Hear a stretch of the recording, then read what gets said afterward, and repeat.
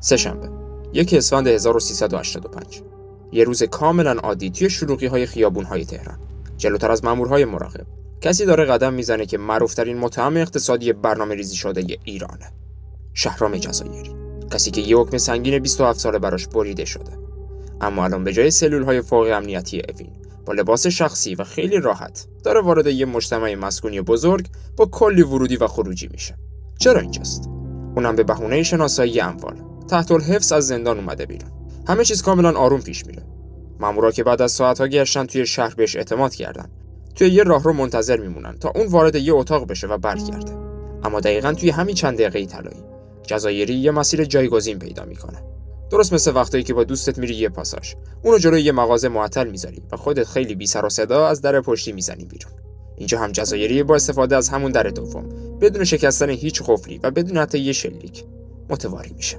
توی یه چشم هم زدن مهمترین زندانی کشور توی هیاهوی پایتخت غیبش میزنه و وقتی مامورا به خودشون میان که کار از کار گذشته و فقط دارن به یه راهروی خالی خیره میشن، میشه گفت که این غیب شدن بی سر و صدا فقط ناپدید شدن یه متهم نبود.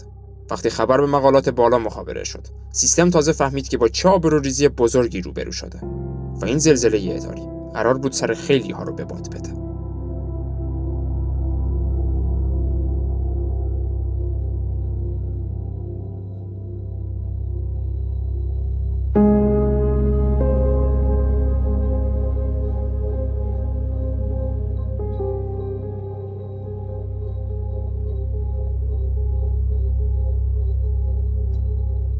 روز چهارشنبه 2 اسفند 1385. راهروهای دادگاه و مجتمع قضایی تهران پر میشه از یه سکوت سنگین و پر التهاب. خبر فرار شهرام جزایری مثل بمب ترکیده و افکار عمومی تو شوک کامله. تو این لحظات فضا اصلا شبیه یه روز کاری عادی نیست. بیشتر شبیه قطاری که از ریل خارج شده و حالا مدیران ارشد دارن با عجله مسئولای خط رو پرت میکنن بیرون تا بگن که اوضاع تحت کنترله. کاغذها و پرونده‌ها با سرعت بین دفترها جابجا میشن و تو کمتر از 10 روز صندلی 4 تا مقام مهم خالی میشه. از جمله رئیس زندان اوین، رئیس مجتمع قضایی و همراه 2 تا قاضی در جا برکنار میشن. سیستم قضایی به شدت عجله داره تا آبروی از دست رفتش رو برگردونه. واسه همینه که فقط 5 روز بعد از فرار دادگاه به صورت غیابی برگزار شد. اینجا هم متهم اصلا تو کشور نیست، ولی قاضی نشسته و سنگین ترین حکم رو براش میبره. اونم 11 سال حبس و جریمه‌ای که اون زمان حدود 145 میلیون دلار میشد.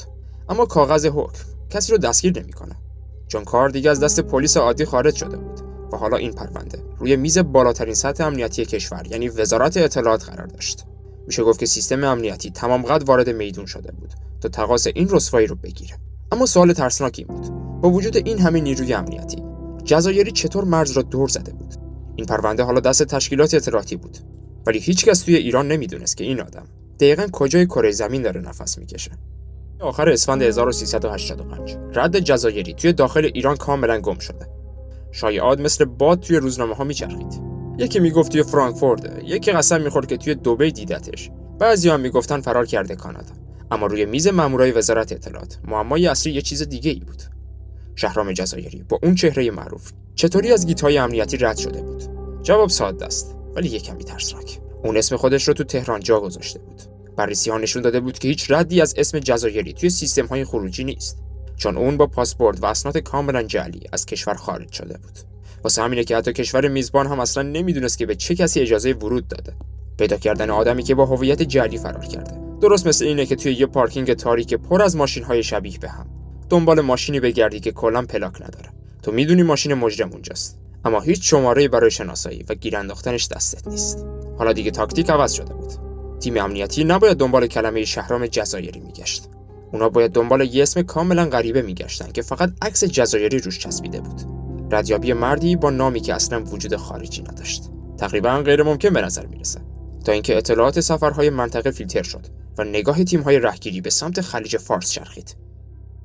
بازار شایعات بالاخره خوابید و نگاه تیم‌های امنیتی روی نقشه رفت سمت جنوب خلیج فارس. مقصد نهایی پیدا شد، اونم کشور عمان. اگه به نقشه نگاه کنید، فاصله آبی بین جزیره قشم تا منطقه مسندم توی شمال عمان کمتر از 60 کیلومتر. رسانه‌ها بعداً تیتر زدن که اون توی یه روستای دورافتاده به اسم خصب قایم شده. ولی خصب اصلا روستا نیست، یه شهر و یه بندر شلوغه که بین کوههای سنگی و دریای عمیق گیر افتاده. جزایری با یه هویت جعلی خودش رو لابلای شروقی همین شهر پنهان کرده بود. موضوعی که سازمان عفو بین‌الملل هم بعداً تاییدش کرد. اما اینجا یه چالش خیلی بزرگ وجود داشت. جزایری دیگه توی خاک ایران نبود و مامورهای ایرانی حق نداشتن توی یک کشور دیگه عملیات مستقیم انجام بدن. ماجرا درست مثل وقتیه که یه سارق از دستت فرار میکنه و میپره توی حیات همسایه. تو حق اینو نداری که همینطوری در خونه مردم رو بشکنی و بری داخل. از طرفی سازمان اطلاعات میدونست که متهم توی عمانه. اما عمان 1000 تا ساختمون با مخفیگاه داره. بالاخره عملیات پیدا کردن این هویت نامری توی یک کشور غریبه شروع شد. اما روشی که واسه پیدا کردن موقعیت دقیقش استفاده کردن برای همیشه به عنوان یه راز بزرگ مخفی موند. روزهای آخر اسفند 85 نیمه شب توی یکی از اتاقهای عملیات وزارت اطلاعات توی تهران فضا پر از سکوت و تمرکزه. حدود 20 روز از اون فرار عجیب گذشته و مامورها حالا مطمئنن که هدف توی عمانه. توی فیلم‌های اکشن معمولاً اینجور وقتا متهم یه زنگ کوتاه به خانواده‌اش میزنه و سریع یه نقطه قرمز روی مانیتور چشمک میزنه. اتفاقاً سالها بعد خیلی‌ها شایعه ساختن که مامورها دقیقاً از روی رد زنگ موبایل پیداش کردن. اما واقعیت اینه که هیچ سند رسمی این توهم هالیوودی رو تایید نمی‌کنه. روشی که باعث شد اون شب نقطه دقیق مخفیگاه پیدا بشه تا همین امروز شبیه یه جعبه سیاه باقی مونده و هیچ کس ازش خبر نداره. اون شب بالاخره لوکیشن دقیق خونه استخراج شد و مختصات هدف اومد روی میز. توی فیلم‌ها اینجا همون جاییه که کماندوها با اسلحه از سقف میریزن پایین. اما توی دنیای واقعی وقتی هدف توی یک کشور دیگه است، متاسفانه تو حق شلیک اونجا نداری. پس اینجاست که داستان قرار کاملا متفاوت پیش بره. روزهای آخر اسفند 85 بود. لوکیشن پیدا شد، اما کار هنوز تموم نشده. جزایری توی عمان بود و مامورهای ایرانی نمیتونستن اونجا خودسرانه عملیات کنن. ماجرا درست مثل وقتیه که یکی ماشینت رو میدزده و میبره میذاره توی یه پارکینگ یه آدم غریبه. تو نمیتونی قفل اون پارکینگ رو بشکنی و بری داخل. اول باید با صاحب خونه صحبت کنی و با سند و مدرک بهش ثابت کنی که اون ماشین مال توئه. توی دنیای سیاست هم واسه عملیات توی خاک یک کشور دیگه دقیقاً همین قانون وجود داره. واسه همینه که وزارت اطلاعات، وزارت خارجه و قوه قضاییه بلافاصله دست به کار شدن. یه تیم متخصص از ایران بدون هیچ اسلحه یا لباس کماندویی سوار هواپیما شدن و رفتن سمت جنوب خلیج فارس.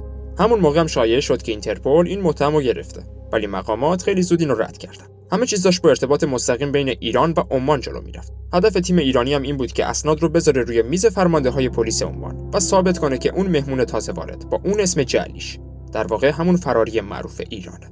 حالا عملیات از روی مانیتورهای تهران رسیده بود به کف خیابون‌های عمان. دقیقاً همینجا اونها راه افتادن سمت مخفیگاهی که جزایری بیشتر از 3 هفته بود که توش پنهان شده بود. الان میشه گفت که لحظه پایان 26 روز فرار بالاخره فرا رسیده. روزهای آخر اسفند 85 چند تا ماشین با شیشه‌های دودی آروم توی یکی از محله‌های عمان متوقف میشن. مامورهای ایرانی و پلیس‌های محلی کنار هم نشستن. دست یکی از اعضای تیم ایرانی از پشت شیشه میاد بالا و یه ساختمون عربی کم ارتفاع رو نشون میده. دقیقاً همون نقطه صفر عملیات. تا اون لحظه کشور میزبان اصلا نمیدونست که همچین آدمی روی خاکشه. البته خب تقصیری هم نداشتن، چون متهم با یه اسم کاملا جعلی وارد شده بود. توی فضای مجازی پر شده بود از قصه هایی که میگن کماندوهای مبدل ایرانی شبونه ریختن توی خونه. اما واقعیت ماجرا خیلی منطقی تر. توی پروتکل های بین المللی هیچکس نمیتونه توی خاک یک کشور دیگه درگیری فیزیکی راه بندازه. واسه همینه که مامورهای ایرانی اونجا فقط نقش راهنما رو داشتن و طبق اسناد و سندهای معتبر فقط مخفیگاه رو با انگشت به پلیس محلی نشون میدادن. همون لحظه ماشین‌های پلیس عمان کاملا بی سر و صدا ساختمون رو محاصره کردن. میشه گفت که اون دیوار دفاعی و مخفی موندن 26 روز بالاخره فرو ریخت. مامورها دور تا دور خونه قرار گرفتن و حالا فقط یه قدم حساس باقی مونده بود. اونم ورود به مخفیگاه جنجالی ترین متواری اون سالهای ایران. مامورهای پلیس عمان با یونیفرهای رسمیشون وارد ساختمون میشن. همه چیز توی همون 27 اسفند اتفاق افتاد. همون روزی که سازمان عفو بین‌الملل هم بعداً ثبتش کرد. اینجا نقطه پایان فرار بود. اما بازم با اون چیزی که توی فضای مجازی ساخته بودن زمین تا آسمون فرق داشت. خیلی‌ها بعداً قصه بافی کردن که مامورها نصف شب ریختن رو سرش و اون رو توی رخت خواب گرفتن، یا اینکه لباس محلی پوشیده بودن و بدون حتی یه شلیک دستگیرش کردن. واقعیت اینه که هیچ سند رسمی وجود نداره که بگه جزایری خواب بوده، اسلحه کشیده یا درگیری عجیبی رخ داده. میشه گفت که پلیسای عمان خیلی عادی وارد اون خونه ساده شدن. چهرهشو شناسایی کردن و اونم که میدونست راه فراری نیست خیلی راحت تسلیم شد. بلافاصله بعد از زدن دستبند یه اتفاق خیلی عجیب دیگه‌ای هم افتاد. معمولاً وقتی یه مجرم فراری توی خاک یه کشور دیگه دستگیر میشه، استرداد و برگردوندنش ماها توی دادگاه‌های بین‌المللی زمان میبره. اما عمان توی یه همکاری فوق‌العاده سریع بدون هیچ کشمکشی متهم رو تحویل تیم ایرانی داد. بالاخره 26 روز فرار تموم شد. متواری جنجالی توی چنگال قانون بود. اما مأموریت تا زمانی که چرخ‌های هواپیما روی باند فرودگاه تهران نمی‌نشست، هیچ چیزی رسما تموم نشده بود. خبر دستگیری تازه داشت دهن به دهن میچرخید که هواپیمای حامل جزایری رسیده به آسمون تهران. سالها بعد خیلی‌ها قصه ساختن که اون رو روز 28 با یه جت شخصی لوکس برگردوندن. اما وزیر اطلاعات همون شب رسما اعلام کرد که پرواز دقیقاً ساعت 18 روز 27 اسفند توی مهرآباد نشسته. اونم یه هواپیمای معمولی بدون هیچ تشریفات خاصی. در واقع سیستم امنیتی داشت اخبار رو خیلی قطره چکونی به رسانه‌ها میداد. واسه همینه که حتی 2 روز بعد خبرگزاری‌های معتبر هنوز گیج بودن و میپرسیدن این آدم اصلا توی کدوم کشور پنهون شده بود و چطوری گرفتنش. چرخهای هواپیما که به باند مهرآباد برخورد کرد. خط این فرار رسما بسته شد. عکس‌ها بعد از بازداشت خیلی زود بیرون اومد و مامورها بدون هیچ توقفی اون رو تحت شدیدترین تدابیر امنیتی برگردوندن به نقطه صفر، یعنی همون سلول‌های زندان اوین. در واقع 26 روز فرار نفسگیر و یه آبروریزی بزرگ بالاخره به آخر خطش رسیده بود. اما این ماجرا پیامدها و رازهای حل نشده‌ای هم داشت که واسه سالها تو دل سیستم موندگار شد.